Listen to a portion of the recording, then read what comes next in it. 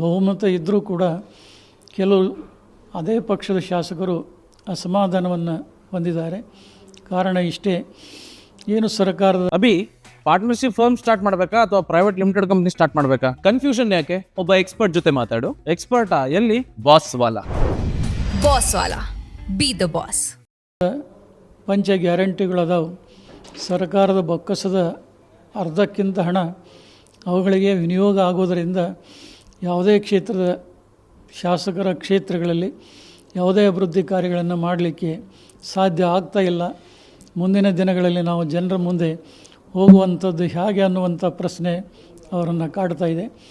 ನಿನ್ನೆ ದಿನ ಕಾಂಗ್ರೆಸ್ ಪಕ್ಷದ ಒಂದು ಎಲ್ಲ ಶಾಸಕರ ಒಂದು ಸಮಾವೇಶವೂ ಕೂಡ ನಿನ್ನೆ ಸಂಜೆ ನಡೆದಿರುವಂಥದ್ದು ಗೊತ್ತಿದೆ. ಆದರೆ ಆ ಒಂದು ವಿಚಾರದಲ್ಲಿ ಏನು ನಿರ್ಧಾರ ಕೈಗೊಂಡ್ರು ಅನ್ನುವಂಥದ್ದು ಗೊತ್ತಾಗಿಲ್ಲ. ಬಹುಶಃ ಭಾಳೆಲ್ಲ ಸ್ವಲ್ಪ ಆದರೂ ಎಲ್ಲ ಕ್ಷೇತ್ರಗಳ ಶಾಸಕರಿಗೆ ವಿಶೇಷವಾದಂಥ ಅನುದಾನ ಬಿಡುಗಡೆ ಮಾಡಬಹುದು ಅನ್ನುವಂಥ ಒಂದು ನಂಬಿಕೆ ನಮ್ಮದಿದೆ. ಅದು ಸಾಕಾರಗೊಳ್ಳಲಿ ಅನ್ನುವಂಥ ಅಪೇಕ್ಷೆಯನ್ನು ಈ ಸಂದರ್ಭದಲ್ಲಿ ವ್ಯಕ್ತಪಡಿಸ್ತಾರೆ. ಅಭಿ ಪಾರ್ಟ್ನರ್ಶಿಪ್ ಫರ್ಮ್ ಸ್ಟಾರ್ಟ್ ಮಾಡಬೇಕಾ ಅಥವಾ ಪ್ರೈವೇಟ್ ಲಿಮಿಟೆಡ್ ಕಂಪ್ನಿ ಸ್ಟಾರ್ಟ್ ಮಾಡಬೇಕಾ? ಕನ್ಫ್ಯೂಷನ್ ಯಾಕೆ? ಒಬ್ಬ ಎಕ್ಸ್ಪರ್ಟ್ ಜೊತೆ ಮಾತಾಡು. ಎಕ್ಸ್ಪರ್ಟಾ? ಎಲ್ಲಿ? Boss Vala. B the boss. ಇದ್ದೇವೆ. ಇದಕ್ಕಿಂತ ಹೆಚ್ಚಿಗೆ ಹೇಳಲಿಕ್ಕೆ ಇಚ್ಛೆಯನ್ನು ಪಡೋದಿಲ್ಲ. ಒಟ್ಟಾರೆ ಸರ್ವ ಜನಾಂಗದ ಶಾಂತಿಯ ತೋಟ ಅಂತೇನು ಒಂದು ಖ್ಯಾತಿ ಇದೆ, ಅದನ್ನು ಉಳಿಸಿಕೊಂಡು ಬೆಳೆಸಿಕೊಂಡು ಹೋಗುವಂಥ ನಿಟ್ಟಿನಲ್ಲಿ ಎಲ್ಲ ವರ್ಗದ ಎಲ್ಲ ಸಮುದಾಯ ಜನ ಸಾಮರಸ್ಯದಿಂದ ಸೌಹಾರ್ದತೆಯಿಂದ ಬಾಳಿ ಬದುಕಬೇಕೆಂಬುದೇ ರಂಭಾಪುರಿ ಪೀಠದ ಹೃದಯಾಂತರ್ಗತವಾದಂಥ ಒಂದು ಸಂದೇಶ ಅನ್ನೋದನ್ನು ಈ ಸಂದರ್ಭದಲ್ಲಿ ಹೇಳ್ತಾ ಇದ್ದೇವೆ. ಈಗ ಬೇರೆ ಬಹುಮತ ಇದ್ದರೂ ಕೂಡ ಕೆಲವು ಅದೇ ಪಕ್ಷದ ಶಾಸಕರು ಅಸಮಾಧಾನವನ್ನು ಹೊಂದಿದ್ದಾರೆ. ಕಾರಣ ಇಷ್ಟೇ, ಏನು ಸರ್ಕಾರದ ಪಂಚ ಗ್ಯಾರಂಟಿಗಳದಾವು.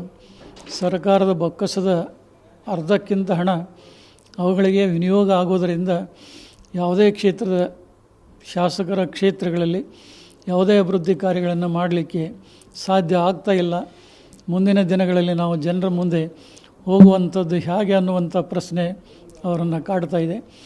ನಿನ್ನೆ ದಿನ ಕಾಂಗ್ರೆಸ್ ಪಕ್ಷದ ಒಂದು ಎಲ್ಲ ಶಾಸಕರ ಒಂದು ಸಮಾವೇಶವೂ ಕೂಡ ನಿನ್ನೆ ಸಂಜೆ ನಡೆದಿರುವಂಥದ್ದು ಗೊತ್ತಿದೆ. ಆದರೆ ಆ ಒಂದು ವಿಚಾರದಲ್ಲಿ ಏನು ನಿರ್ಧಾರ ಕೈಗೊಂಡ್ರು ಅನ್ನುವಂಥದ್ದು ಗೊತ್ತಾಗಿಲ್ಲ.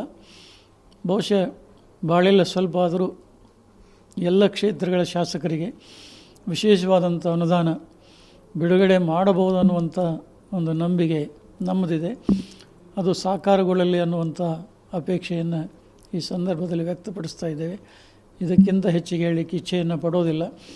ಒಟ್ಟಾರೆ ಸರ್ವ ಜನಾಂಗದ ಶಾಂತಿಯ ತೋಟ ಅಂತೇನು ಒಂದು ಖ್ಯಾತಿ ಇದೆ, ಅದನ್ನು ಉಳಿಸಿಕೊಂಡು ಬೆಳೆಸಿಕೊಂಡು ಹೋಗುವಂಥ ನಿಟ್ಟಿನಲ್ಲಿ ಎಲ್ಲ ವರ್ಗದ ಎಲ್ಲ ಸಮುದಾಯ ಜನ ಸಾಮರಸ್ಯದಿಂದ ಸೌಹಾರ್ದತೆಯಿಂದ ಬಾಳಿ ಬದುಕಬೇಕೆಂಬುದೇ ರಂಭಾಪುರಿ ಪೀಠದ ಹೃದಯಾಂತರ್ಗತವಾದಂಥ ಒಂದು ಸಂದೇಶ ಅನ್ನೋದನ್ನು ಈ ಸಂದರ್ಭದಲ್ಲಿ ಹೇಳ್ತಾ ಇದ್ದೇವೆ. ಈಗ ಬೇರೆ